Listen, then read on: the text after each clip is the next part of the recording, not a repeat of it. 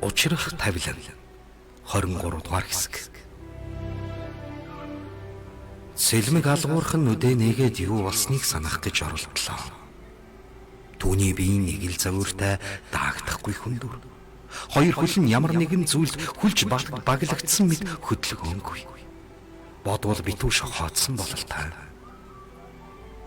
Толгой нь бодолтой эмнэлгийн орон дээр тэрсэрлээ. Түүнийг нүдэнэн алгуурхан хөдөлгөх тэрхэн хооронд хизээ ухаан орхийг нь хүлэн сэтгэлийн чилээд суусан сарнаа баярлаж догдулсан харцаар түүнийг харж "Ашгүй хань мэсэрчхүү би энэ яач вэ?" гэж асуунгаа хамар хацрыг нь зөөлхөн үнслээ. Өөрийгөө ийм байдалтай сэрсэнд гайхаж шаналсан Цэлмэг сарнайд хандан "Гэнэ би яач гсэн юм бэ? Сайн санахгүй байх чинь. Цасан шуурга сөрөөд машин дахаа тавьж явсан.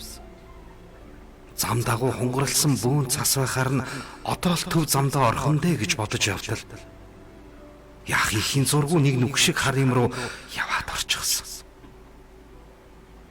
Түүнээс цаашхыг нь сайн сандаггүй. Хөлмөн яаж гсэн юм бэ? Даагдахгүй бас надад мэдрэгдэхгүй. Толгой маш их өвдөж байна. Гэхэд сарнаа замных нь 50 байгаарай.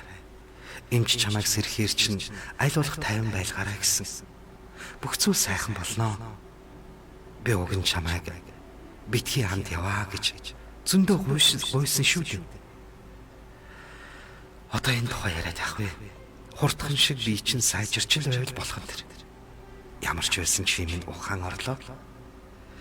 Бид үнэхээр хайж байлаа шүү. Одоо 50 байж эмчилгээгээ сайн хийлгэх хэрэгтэй. Ээж аав чамайг сахиж ухаан орхийг чинь хүлээж угаад саяхан гарцгаасан. Биднийг одоохон дуудаад ирээ. Чимэн дайм хөвтөж байгаарай. Бас эмчид дуулах хэрэг байна гэсээр өөдрөө яаран ухс хийлээ. Гаднаас Цэлмгийн аав намхай ээж бүдээнээр орж ирлээ. Тэд хүүгээ ухаан орц хэрэгсэнд хийцгааргүй их баяртай байлаа. Цэлмэг бол айлын ганц хүү. Баг байхасаа л их дураараа өссөн тэрээр ээж аавын ганц эрдэнэ. Тиймдээч тэр аав ээж түүнийг дураар нь өсгөж түүний төлөө юу ч хийхэд бэлэн байдаг байлаа. Ганц хүн санаандгүй байж байгаад ийм их гай зовлон дайрч аваар осолд орсон нь тэдний сэтгэл урагдан өмөрцгээж байсан. Эмч Цэлмгийн гэрийнхэнд заавдахгүй би энэ гайгүй сайжирнаа. Харин хоёр хөлийнх нь гол мэдрэлийн судснууд маш олон газраа бяцарч ясны хугаралт эндүү их байгаа учраас ер нь явандаа сумгоо олох магадлал өндөртэй. Мөн тархины зөөлөн эдийн гэмтлээс гадна гол судснууд нэлээд өөрчлөлт өгсөн болохоор олон жилийн дараа ухаан санаанд нь нөлөөлж юмыг мартаж санах муу үр дагаврууд ч гарч ирж магадгүй. Энэ талаар одоохондоо өвчтөнд өөрт нь хэлж болохгүй шүү. Явандаа эмчилгээний явцад биеийн байдал хэрхэн байгаагаас шалтгаалаад хэлж болно. Өвчтөн аль болох тайван байлгаж эмчилгээнүүдийг маш сайн хийлгэх хэрэгтэй гэж зөвлөжээ. Цэлмэг ээж аавынхаа орж ирэхийг хараад өндийх гэсэн боловч босож чадсангүй. Намхай бүдээгවා хоёр хүүгээ хэлчлэн үнсээд аав нь Цэлмэгт хандан "Гүй миний хөө. Царай зүс нь гайгүй байна. Одоо алцахгүй. Ээж аав чинь ханчин дэрэгт чинь байна. Тайван байж бие сайн бодох хэрэгтэй шүү. Хоёр хөл чинь нэлээд олон газараа бяцарч хугарсан байна гэсэн. Одоохондоо битүү шохоотой байх. Тархины зургийг чинь маргаашнаас дахиж авах. Хүү минь. Одоо бүх зүйл ард хоцорлоо. Санаа зовлтгүй гэж хэлэхдээ наана аль болох тайван байгаа дүр эсгэж байвч цаанаа үнэндээ сэтгэл дотроо хүүгээ өрөвдөн өмөрч дотогшоо цутах нулимсан арай гэж байв. Зүрх сэтгэл нь шаналан өвдөж байлаа. Харин өдөржин шүнжин хүүдээ санаа зовж, зурамж хийлгүү хонсон ээжийнхэн ядрангуй царай бүлцийч хавандсан нүүднээс нь урсан гарах хайр инэрлийн нулимсыг хараад сэлмэг дэмий сэтгэл завнан хөвтгээс өөрийг хийж чадахгүй байлаа. Ээж аав ханийчлээ ийм байдалтай байгааг харсан сэлмэг ямар гайгүй ч дайрчдаг байна. Ханыхаа үгэнд ороод тийшээ явахгүй л байхгүй дээ. Одоо ингээд өвдөж шаналсан хэвтрийн байдалтай хэр утхыг бүүмд. Эднийг харахад нэлээд удаан л ухаангүй байсан болол таадаг. Химэн шаналн бодох зураа ээжтэй хандан цаанаар биеийн соловтор байгаа бололтой аяархан дугаар. Ээж хөл гайгүй байна. Та минь битгий санаа зовоорой. Та хоёр минь намайг сахиад зөндөө их ядарсан байлгүй. Гэртээ харж жаахан амарч байгаад ирэхгүй юу да. Сарна хажууд байгаа юм шин. Гайгүйц. Гэхэд ээж нь за яах вэ хүү минь чи ил гайгүй болж байвал өвгөн бит хоёрын ядрах яах вэ? Ингэсгээд эмчтэй чинь уулзчихад гэртээ харж хүүдээ сайхан шүл хийж өгье. Хүүгээ ухаарсныг хараад сэтгэл жаахан уужирлаа. Одоо миний хүү гайгүй баха гэхэд цэлмэг гайгүй үстэй. Та хоёр минь битгий санаа зов. Ингэж хэлэнгээ сарнайд хандан Чингүн ануучин хоёр хаана баха вэ? Цэцэрлэгтээ явсан уу? Хүүхдүүдээ л унсмаар байна. Тэр хоёр аав яасан бэ л гээд сэтгэл нь зовоод байгаа болов та. Эмхийн өрөөнд орж ирэх гээд болдоггүй. Тэгэхээр нь цаашаа явуулаад наашаа авчраагүй. Гэрт дүүгээр харуулж байгаа. Одоо орой болсон болохоор маргааш өглөө цаад хоёрыг чинь аваад ирье. Аавтайгаа уулзах гээд тис чадаж байгаа юм тэд. Гэхэд цэлмэг нүүрэндээ үл ялэг инээмсгэл тодруулснаа. Тэгээрэй хөө. Хүүхдүүдээ санаж байна. Ингээд тулгаан мөх гэрэл хоёр бас цог явж байсан. Тэд нар гайгүй юу гэж эхнэрээс асуухад тэд чиний араас явж байсан болохоор яагаач вэ? Зүгээр. Чамайг эргэж тойрч байгаад түрүүн бүгд явцгаасан. Ажлынхан чинь бас найз нөхөд чинь утсаар байнга л асууж байгаа. Гэхэд цэлмэг биеийн жаахан эвүүргсэн бололтой хэсэг чимээгүй болсноо. Тийм үү. Энэ толгой нэг л биш байна. Амар өвдөж байна. Бас юм мараа. Хоолоо хатаад дотор салгалаад байна. Гэхэд сарна. За би эмчийг хурдхан дуудаад ирье. Үзүүлсэн дээр баг.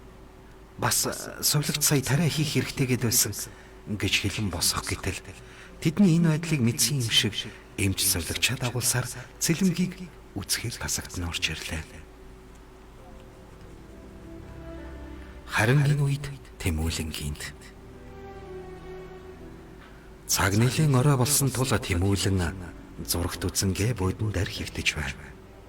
Гэнэт утас дуурах чимээнээр тэрээр үгүй юм орой болсон хойно. Хин цалгадаг үлээ гэж бодох зураа утас авбал Америкаас ирсэн дуудлага байлаа.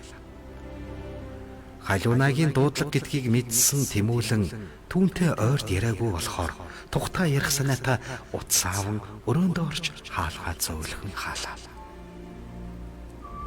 Бано. Бан. Би халуунаа гэнэ. За. Чивэн сайн уу? Ойрт хилчмээгүй ахаар чинь санаа зовж л байлаа. Тэгээд тэсэхгүй булганаас чиний тухай асуусан. Гайгүй сайн байгаа гэхээр нь санаа жаахан амраад л байна. Би маш сайн байгаа.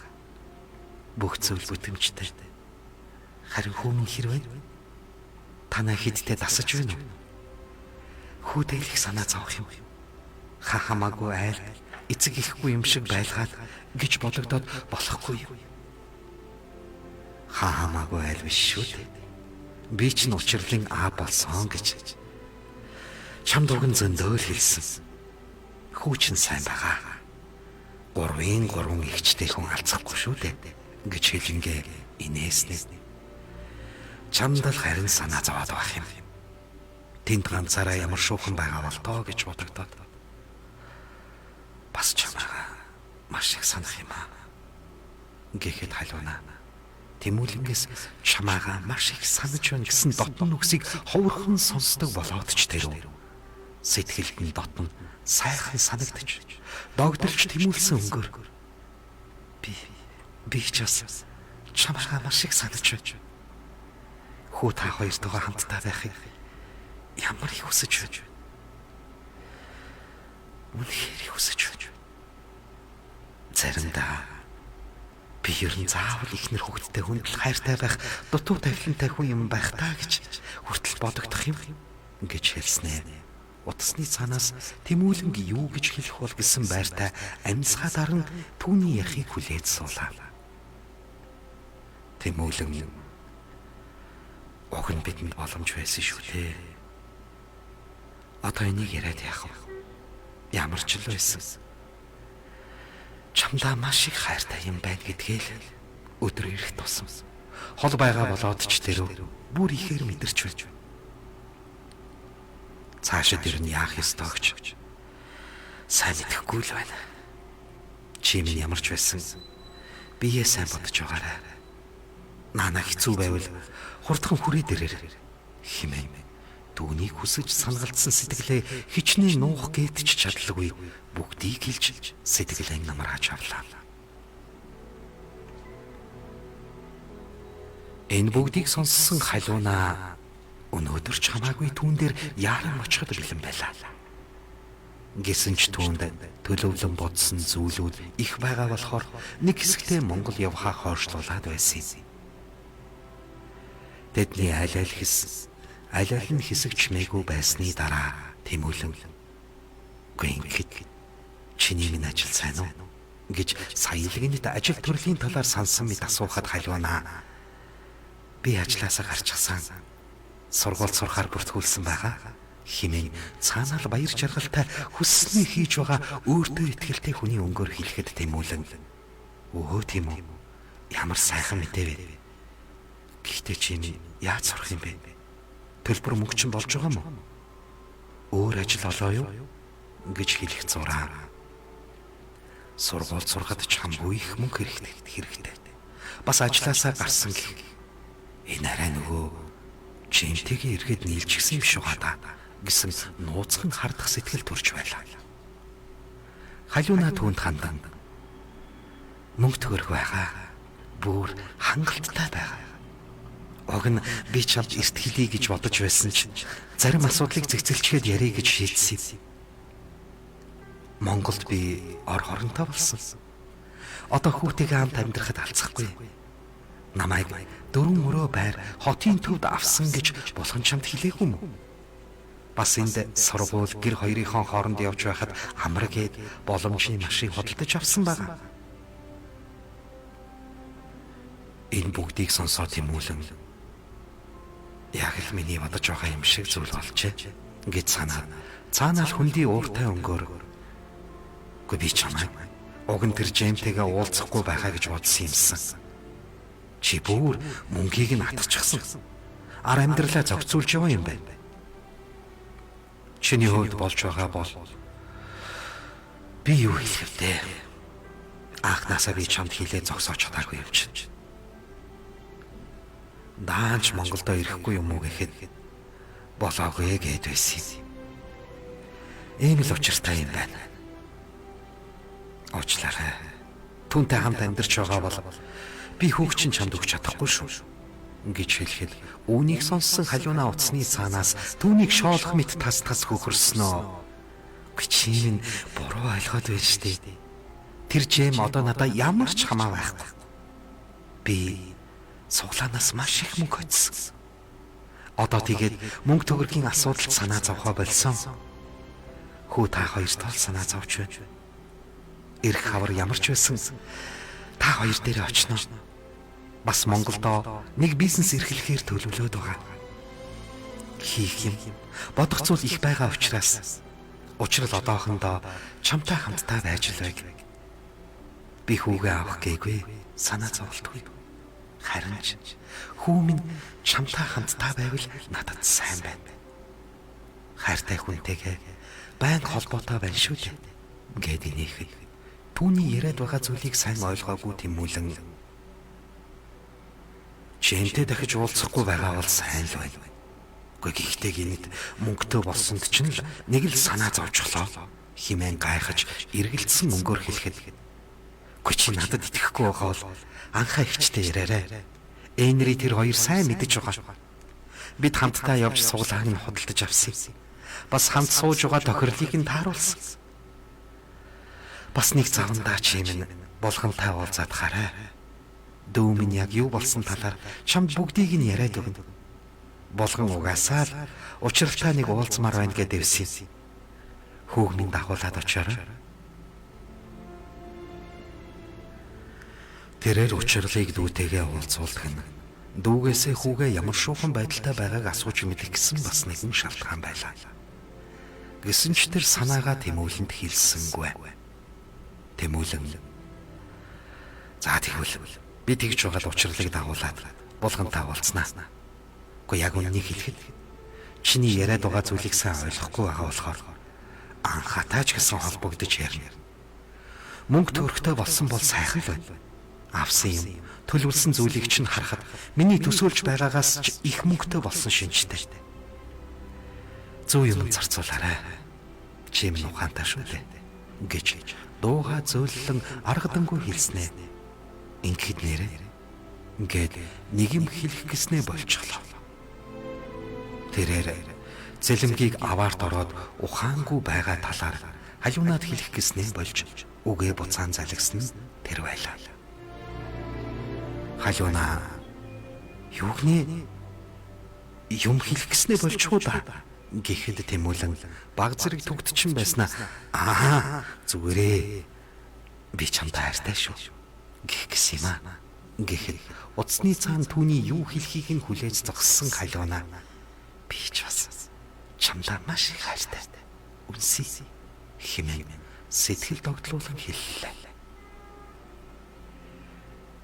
Энэ хоёрыг ийхүү ярьж байх зуур Тэмүүлэнгийн өрөөний хаалганы цаана нэг зүйл торхийн унах шиг болсонд Тэмүүлэн гинэт зочиж "Гэрэ чаргал үүдэн дэр ч гисэн биш байгаа даа" гэж бодсноо санаа зовсон байдалтай Хажуунаагаас нь за тэгж байгаа л яриа хоёлаа. Жах ажилтаа болчихлоо. Би өөрөө тэгж байгаа нэг завандаа чам руугаа залгана гэхэд Хажуунаач бас за сайхан амраарай гэж хэлэнгийн утсаа салгалаа. Нөхрийгөө утсаа аваад өрөөрөөгөө орохыг ажиглаж байсан жаргал Хажуунаа тэр хоёрын яриаг дутуу хаалттай хаалганы завсраар бүгдийг нь сонсож амжижээ. Тэмүүлэнгийн өрөөс нь нууж байсан жинхэнэ үннийг санамсаргүй олж сонссон тэрээр яах учраа олохгүй амьсгал нь бачимдаж бухимдаж хорссондоо гар нь салгалж байж гэсэн ч шүд зүүн тэсэж байсан ч барьсан аяга газар дунагсан нь тэр хүүчмээ гаргажээ. Жаргалын толгоонд авилцаж иргэн дотор нь давчдахад тэрээр хамгийн ойрхон байгаа хүүхдүүдийнхэн өрөөрөө хурдан орж жаахан тайвширхаар хэсэг суулаа. Тэмүүлэнд гомдож, цөхөрсөн, итгэл алдарч, шаналсан сэтгэлийн нулимсан хоёр хацрыг нь дахан чимээгүйхэн урсаар л